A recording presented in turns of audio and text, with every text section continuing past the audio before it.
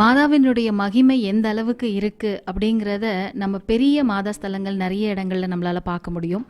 பெசன்ட் நகர் வேளாங்கண்ணி மாதாவாக இருந்தாலும் சரி, நம்மளுடைய நாகப்பட்டினம் அன்னை வேளாங்கண்ணி மாதாவாக இருந்தாலும் சரி, நம்ம கிறிஸ்தவர்கள் அல்லாத பிற சமயத்தை தொடர்பு கொள்கிறவங்களும் அந்த கோயில்களுக்கு வந்து மாதாவினுடைய மகிமையை பறைசாற்றுறதும் மாதாவுக்கிட்ட வரங்கள் பெற்று செல்றதும் ரொம்ப ரொம்ப சகஜமான விஷயமா நம்ம பார்த்துட்ருக்கோம்.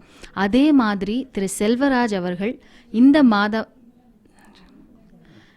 செல்வகுமார் அவர்கள் இந்த மாதா மியூசியத்தின் மூலமாக அவருடைய அனுபவங்கள் எப்படிப்பட்டதாக இருந்திருக்கு அப்படிங்கிறத நம்ம கூட பகிர்ந்துக்கிறதுக்காக வந்திருக்காரு. அவர்கிட்ட நம்ம கேட்டு தெரிஞ்சுக்கலாம்.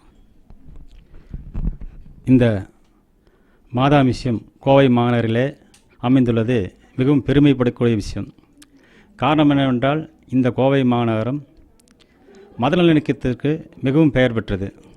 காரணம், பல காலங்களிலே பல்வேறு பிரச்சனைகள் சூழ்ந்தாலும் கூட மனிதநேயம் மிக்க மாவட்டம் கோவை மாவட்டம்.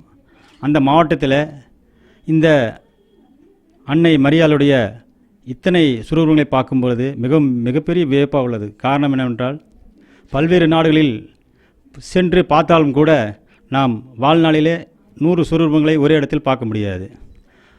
அது மட்டும் அல்லாமல் இங்கே வந்தபோது மிகப்பெரிய ஆச்சரியம் என்னவென்றால், ஜபமாலையில் இவ்வளவு உள்ளதா என்று பார்க்கும்போது மிகவும் ஆச்சரியத்தில் திளைத்து போய் நிற்கின்றேன். காரணம் என்னவென்றால், நாம் பார்க்க ஜபமாலைகள் ஒரு 25 பார்ப்போம், இல்லாட்டி ஒரு 50 பார்ப்போம். ஆனால் இங்கே 30,000 ஜபமாலைகள் என்பது வாழ்விலே நினைத்து பார்க்க முடியாத அதிசயமாக இருக்கிறது.